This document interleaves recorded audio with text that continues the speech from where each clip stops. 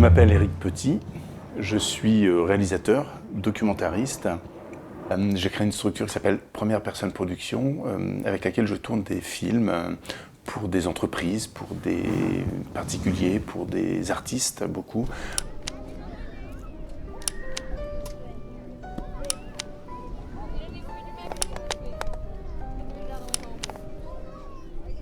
La structure s'appelle Première Personne parce que je veux que chaque film, au cœur de chaque film, il y ait un humain, une personne qui raconte son histoire à la première personne. Avec moi, c'est un film que nous faisons ensemble. Je crois que les deux choses, moi, qui me plaisent dans le fait de faire du portrait et du documentaire, c'est d'abord la relation filmeur-filmé. Le contenu, le propos, le récit même d'un doc dépend énormément de cette relation filmeur-filmé. Bonjour madame. Bonjour. Alors, vous auriez une demi-baguette pas trop cuite pour moi? On n'est pas du même côté de la caméra et que la personne qui est filmée, la personne qui s'expose, peut avoir l'impression que nous, filmeurs, on est un peu cachés derrière notre caméra, on se cache symboliquement, et qu'on est un peu voyeur. Mais en fait, pas du tout. Pas du tout, parce qu'en tant que réalisateur, on fait des choix et on s'expose dans ces choix. En fin de compte, c'est quand même moi qui choisis le cadre, la lumière, le décor. Ce qui fait l'intérêt de la relation filmeur-filmé, c'est cet équilibre de participation entre les deux parties. L'autre chose qui fait que j'adore faire des documentaires, c'est que je suis curieux. En fait, j'aime beaucoup la peinture abstraite, mais à chaque fois que je veux faire de l'abstraction, j'ai des petits bonhommes qui sortent malgré moi, donc je les laisse. Peut-être un petit coup de cafard, alors c'était... J'aime découvrir, j'aime apprendre, j'aime entrer dans l'univers de quelqu'un, par exemple, d'une personne, avec évidemment tout le respect, toute la discrétion, toute la bienveillance possible, mais c'est passionnant. Chacune de ces parcelles renferme une histoire, son histoire, ses histoires. Nous allons vous les raconter.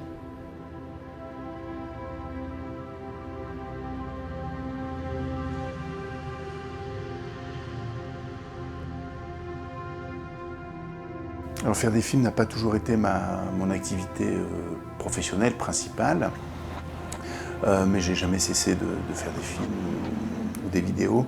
J'ai créé une association de documentaristes qui s'est donné pour mission de filmer et de faire des portraits des gens du quartier.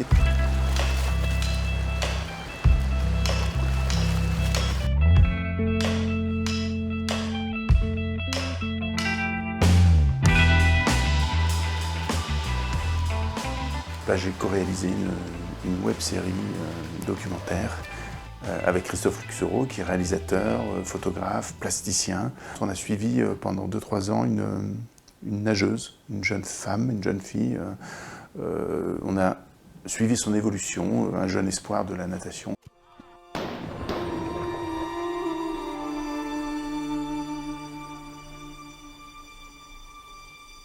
J'ai également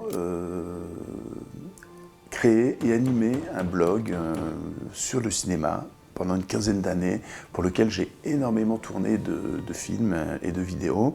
Ça allait d'une simple vidéo de 2 minutes à des films de 30-40 minutes, qui étaient donc mis en ligne sur ce blog qui s'appelait La débâcle des horizons, et qui était une sorte de chronique de la transition du cinéma vers le numérique.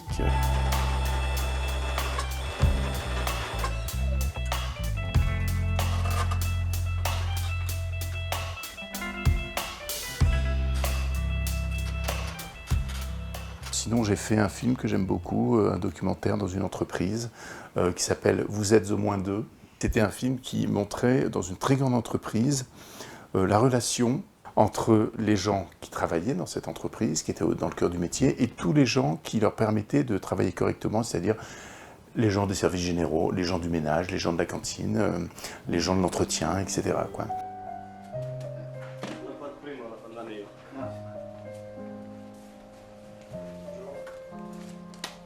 C'était une façon de voir comment ces deux communautés cohabitaient ou pas. Je suis aussi très fier d'avoir filmé des grands noms du cinéma lors de captations, de conférences ou de masterclass. Le plus souvent, c'était à la Cinémathèque ou au Forum des images.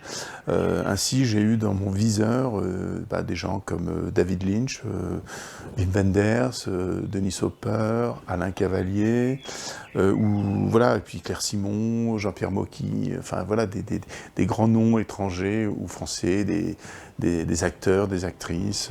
J'ai appris le cinéma avec la fiction. J'ai commencé par faire des courts-métrages de fiction. À la base, j'ai une formation d'assistant réalisateur de cinéma et de télévision. Mon tout premier film professionnel était un documentaire. J'avais fait mon film de fin d'études au Conservatoire libre du cinéma français, qui était une fiction totale, avec un film à inventer totalement, c'est-à-dire qu'il fallait écrire un scénario, c'était tourné en studio, il fallait faire un casting, trouver des comédiens, écrire des dialogues, construire un décor, et jusqu'au mixage et au tirage des copies. Et donc ensuite j'ai fait mon premier film professionnel, donc, était un documentaire de commande pour le laboratoire cinématographique GTC de Joinville. C'est un film qui a été tourné en 35 mm avec une équipe très importante pour moi. J'avais 22 ans. Le but de ce documentaire de commande était de montrer quel était le rôle du laboratoire dans toute la chaîne de fabrication d'un film.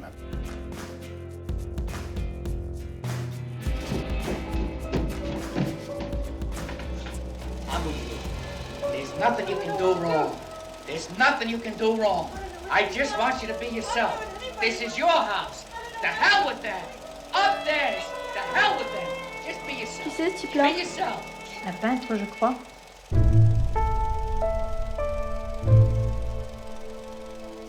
Je suis passé à la galerie inviter votre frère. À défendre les impressionnistes, sauf son frère. J'ai une autre casquette, enfin une autre expérience.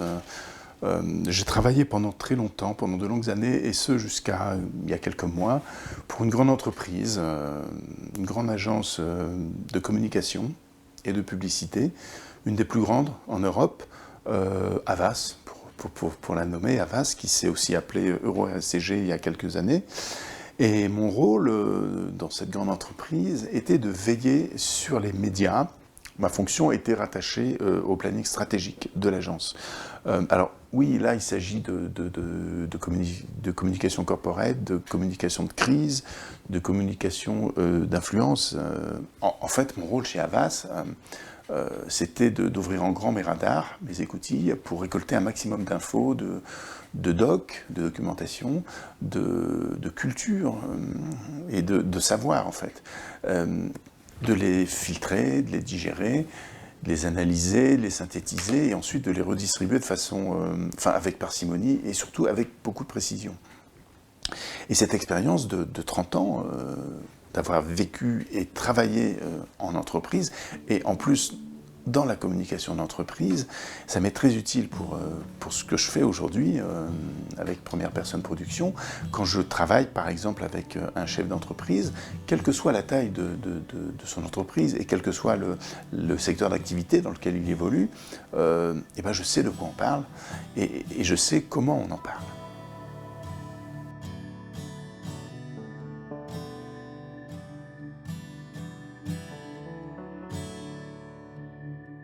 Parmi les derniers films que j'ai faits, il y en a un particulièrement que j'aime beaucoup, qui ont été faits dans le cadre de Première Personne Production. C'est un film qui s'appelle « Jouer avec ses émotions » et ça m'a permis de vivre et de filmer le travail d'une psychologue auprès d'un groupe de femmes qui travaillent dans la petite enfance, dans une crèche. Et le travail de cette psychologue est beaucoup basé sur des jeux de théâtre, des jeux théâtraux.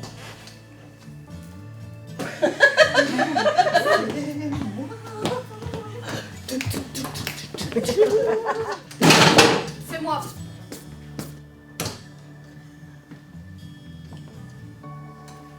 C'est moi. C'est moi.